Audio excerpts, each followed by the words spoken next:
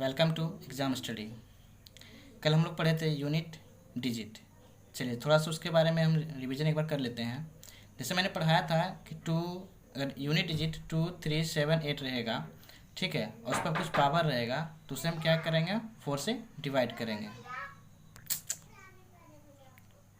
उसी तरह से 0, 1, 5, 6 रहेगा यूनिट डिजिट में, तो उसका क्या हो जाएगा, उसका यूनिट डिजिट ही सेम हो जाएगा। ठीक है। उसी तरह से एक और नियम था कि अगर 4 और 9 रहेगा तो इसमें मुझे देखना होगा कि इवन है या ओड है। किसे देखना होगा, उसका पावर को देखना होगा कि वो इवन है या ओड है। अगर 4 यूनिट डिजिट है, उस पर पावर अगर आपका ओड है तो उसका आंसर 4 होगा, अगर इवन है तो उसका आंसर 6 होगा। उसी तरह से 9 में भी था कि अगर यूनिट डिजिट 9 रहे और उसका अगर पावर ओड है तो 9 होगा, और अगर इवन रहा तो 1 होगा। चलिए कुछ क्वेश्चन करेंगे। पहले जो हम कल पढ़ाए हैं उसी पे कुछ क्वेश्चन करेंगे। जो भी क्वेश्चन होगा आपका वो एनटीपीसी और ग्रुप 2 के बेसिस पे होगा। ठीक है। चलिए देखिए क्वेश्चन क्या है। कह रहा 178 इंटू 593 प्लस 157 का यूनिट डिजिट बताना, यानी इकाई का अंक बताना है। तो सबसे पहले क्या करना है, सबका इकाई अंक ले लेना है। सबसे पहले क्या करना है, सबका इकाई अंक ले लेना है। जैसे कि 8 इंटू 3 प्लस 7। अब देखिए ये दोनों को मल्टीप्लाई कीजिएगा तो क्या होगा, 24 प्लस 7। चलिए इसका इकाई अंक क्या हो जाएगा, 7, और इसका इकाई अंक क्या है, 7। दोनों को ऐड कर देंगे तो कितना हो गया, 11। इसका मतलब क्या हुआ कि जो एक हुआ यही तो आपका इकाई अंक आया, ये आपका आंसर हो गया। समझ में आ गया होगा। चलिए नेक्स्ट क्वेश्चन देखते हैं।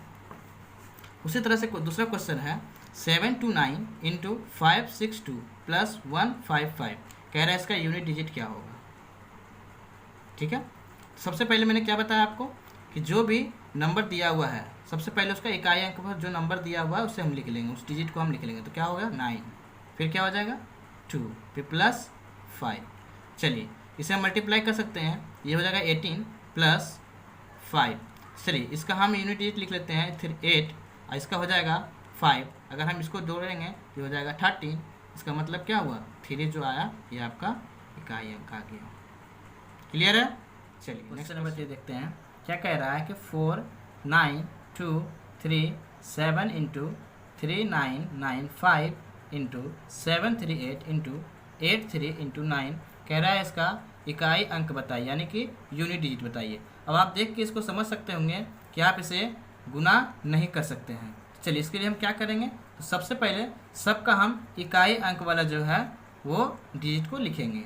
चलिए 7 इंटू 5 इंटू 8 इंटू 3 इंटू 9। चलिए अब देखिए, अब आप सोच रहे हो कि ये भी तो बहुत बड़ा हो जाएगा मल्टीप्लाई करने में, तो चलिए इसको थोड़ा थोड़ा छोटा करते हैं। 35 इंटू 24 इंटू 9। चलिए अगर इसमें से आप यूनिट डिजिट निकालिएगा तो इसका हो जाएगा 5, इसका हो जाएगा 4, और ये तो 9 है ही। चलिए इसको आप मल्टीप्लाई कीजिएगा तो इसका कितना आ जाएगा, 20 इंटू 9। 9 से मल्टीप्लाई कीजिएगा 0 को तो क्या हो जाएगा आपका आंसर 0। इसका मतलब है इसका इकाई अंक जो आएगा वो आपका 0 आएगा। क्लियर है।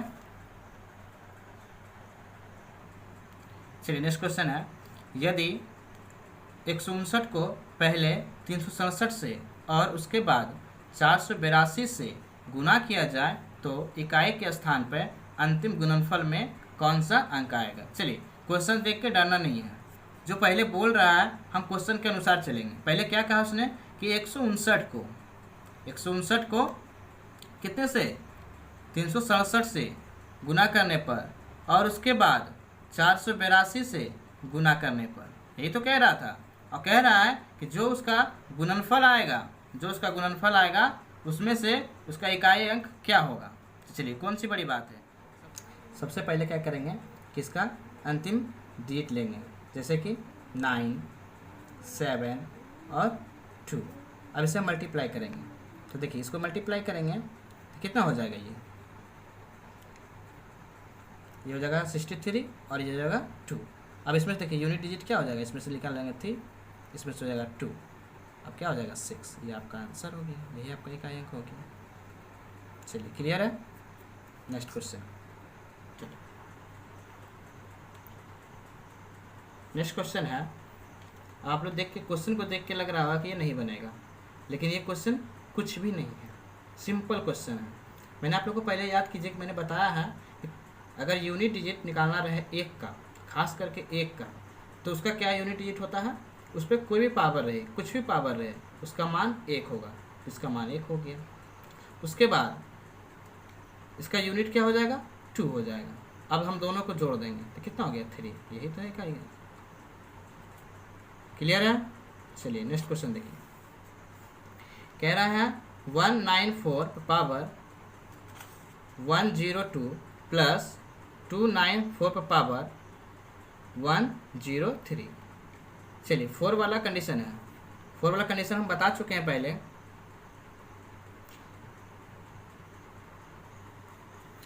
चलिए अगर आपको याद आ गया हो, अगर याद नहीं आया हो देखिए उसके लिए टेबल है। क्या है इस टेबल में, कह रहा है कि अगर 4 पर पावर अगर ओड है तो उसका आंसर 4 होगा, अगर उस पर पावर इवन है तो उसका आंसर 6 होगा। चलिए यहाँ पर देखिए कि 4 पर पावर क्या है, 4 पर पावर ये इवन है कि ऑड है। तो हम लोग कैसे पता करते हैं कि इवन है कि ऑड है, तो जो 2 से कटता है उसे हम बोलते हैं इवन, जो 2 से नहीं कटता उसे हम बोलते हैं ऑड। तो देखिए ये 2 से पूरा पूरी कट जाएगा, जैसे क्या हो गया, ये इवन हो गया। तो 4 पर पावर जब इवन है तो क्या हो जाएगा उसका, इसका यूनिट हो जाएगा 4। चलिए प्लस 4 पर पावर क्या है, ये ऑड है कि यूनिट, हाँ तो ये क्या है, ये है ओड नंबर, है ना। तो चलिए 4 पर पावर जब ओड रहता है तो क्या होगा उसका मान, उसका मान होता है 6। अब हम दोनों को जोड़ देंगे, जब दोनों को जोड़ेंगे तो क्या हो जाएगा 10। तो इसका मान क्या आ गया, इकाई अंक क्या आ गया इसका, कहिएगा, इसका इकाई अंक आ गया 0। क्लियर है। क्वेश्चन नंबर 7 देखते हैं, ठीक है। सबसे पहले क्या कह रहा है कि 2 4 6 7 है ना, उस पर कुछ पावर दिया हुआ है 1 5 3, उसके बाद है इंटू 3 4 1 पर पावर है 7 2, ठीक है। हमने बताया था कि अगर 7 का रूल क्या होता है कि जो भी उसका पावर होता है उसे हम 4 से डिवाइड करते हैं, ठीक है। तो सबसे पहले हम क्या करेंगे, उसको 4 से डिवाइड करेंगे।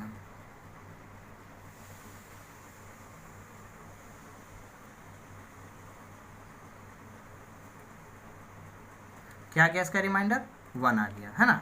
तो फिर क्या करेंगे, हम बताए थे जो रिमाइंडर बचेगा उसे हम क्या करेंगे, यूनिट के ऊपर रख देंगे, ठीक है। चलिए फिर नेक्स्ट है 1 का क्या नियम है कि जो भी उसका यूनिट डिजिट निकालने का रहेगा, जो भी पावर रहेगा उसका मान सिर्फ 1 हो जाएगा। चलिए ठीक है। अब देखिए 7 का पावर क्या होगा 1, तो क्या हो जाएगा 7 या 1 क्या हो जाएगा 7, ये आपका क्या आ गया, ये आपका आ गया इकाई अंक। चलिए क्लियर है। नेक्स्ट क्वेश्चन, दूसरा क्वेश्चन है 2 3 पावर 23, है ना। अब देखिए इसमें लास्ट क्या है 2, उसमें पावर क्या है 23। तो हम क्या करेंगे इसे, दूसरा का भी नियम यही है कि अगर उसके ऊपर जो भी पावर रहेगा उसे हम 4 से डिवाइड करेंगे। तो सबसे पहले इसे हम 4 से डिवाइड कर लेंगे। ये क्या बच गया आपका रिमाइंडर। जो रिमाइंडर बचता है उसे हम क्या करते हैं, जो डिजिट रहता है उसके ऊपर हम उसे रख देते हैं। तो 2 के ऊपर 3 रख दिए, 2 का क्यूब कितना हो जाता है 8। तो ये आपका क्या हो गया, यही आपका इकाई अंक हो गया। चलिए क्लियर है। Next question number 9। चलिए आप लोग देख रहे होंगे, है ना। इसमें क्या है, इसका निकालना है इकाई अंक, इकाई अंक निकालना है। तो सबसे पहले देखिए कि जो यूनिट डिजिट है वो क्या है, 3 है। तो 3 का रूल क्या होता है, 3 का रूल होता है कि जो उस पर पावर रहता है उसे हम 4 से डिवाइड करते हैं। तो जब हम 4 से इसे डिवाइड करेंगे तो इसका रिमाइंडर क्या आएगा, इसका रिमाइंडर आ जाएगा 0। तो हम बताए थे कि जब रिमाइंडर 0 आ जाए तो उसे हम क्या करते हैं, उसमें हम चौथी पावर लगाते हैं। तो 3 पर पावर 4 हो जाएगा। उसी तरह से यहाँ पर है 2 पावर क्या है 20 को 4 से डिवाइड करेंगे तो क्या हो जाएगा इसका रिमाइंडर 0। तो 0 का क्या नियम होता है, फिर वही नियम, उसका चौथी पावर लगाएंगे तो 2 पर पावर 4, ठीक है। उसी तरह से यहाँ पर है 8 पर पावर 32, तो हम 4 से इसे डिवाइड करेंगे, ये इसका रिमाइंडर क्या आएगा 0। इसका भी वही सेम नियम हो जाएगा, इसका भी हम चौथी पावर लगाएंगे, ठीक है। यहाँ तक क्लियर, कोई दिक्कत। चलिए अब इसके हम सॉल्व करते हैं, है ना। तो 3 पर पावर 4 क्या हो जाएगा 81, ठीक है। 2 पर पावर 4 कितना हो जाएगा 16, और 8 पर पावर 4 कितना हो जाएगा। चलिए इसका यूनिट लेंगे तो ये 1 हो जाएगा, इसका यूनिट 6 हो जाएगा, और इसका यूनिट 6 हो जाएगा। इसे हम मल्टीप्लाई करेंगे तो 36, ये 6 मेरा क्या आ गया, यही तो आ गया आपका इकाई अंक। चलिए क्लियर है। चलिए नेक्स्ट क्वेश्चन देखते हैं। चलिए क्वेश्चन नंबर 10 देखते हैं। 10 में क्या कह रहा है, कुछ अंक दिया हुआ है, पावर दिया हुआ है, लेकिन यहाँ पर क्या माइनस है, कोई दिक्कत नहीं है। मुझे देखना क्या है, यूनिट डिजिट है ना, 3 का यूनिट डिजिट 3 है। इस पर क्या कह रहा है कि पावर कितना है, 36 है। तो 3 का क्या नियम है कि जो भी पावर रहता है उसे हम क्या करते हैं, 4 से डिवाइड करते हैं। इसे हम 4 से डिवाइड करेंगे, इसका रिमाइंडर क्या आ जाएगा, 0। और 0 जब आ जाता है तो उसका क्या नियम है, हम इसे चौथी पावर लगाते हैं। चलिए ठीक है।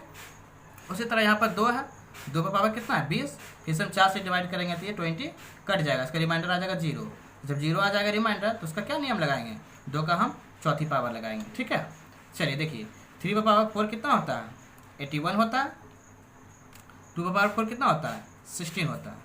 चलिए अब देखिए इसमें से क्या हो जाएगा, मेरा यूनिट 1 हो जाएगा और इसमें से क्या हो जाएगा, 6 हो जाएगा। बहुत लोग सोच रहे होंगे कि 1 में से 6 चला जाएगा तो -5 आंसर हो जाएगा, है ना, लेकिन बिल्कुल गलत है। क्यों गलत है, क्योंकि इसके पहले भी कुछ मेरा डिजिट रहता है, इससे पहले कुछ अंक रहता है ना। हम क्या करेंगे, उसे हम इसे कैरी लेंगे। क्या करेंगे, एक इसे कैरी करेंगे, तो ये हो जाएगा आपका 11। 11 में से 6 जाएगा तो बचेगा 5। ये आपका आंसर होगा। क्लियर है। चलिए उम्मीद करते हैं कि आप लोग को आज का क्लास समझ में आया होगा, और जो भी क्वेश्चन और बचा है मैं उसे PDF में डाल दूंगा। ठीक है। जो भी बनाएंगे अपना अपना आंसर कमेंट बॉक्स में देंगे। ठीक है। Thank you for watching.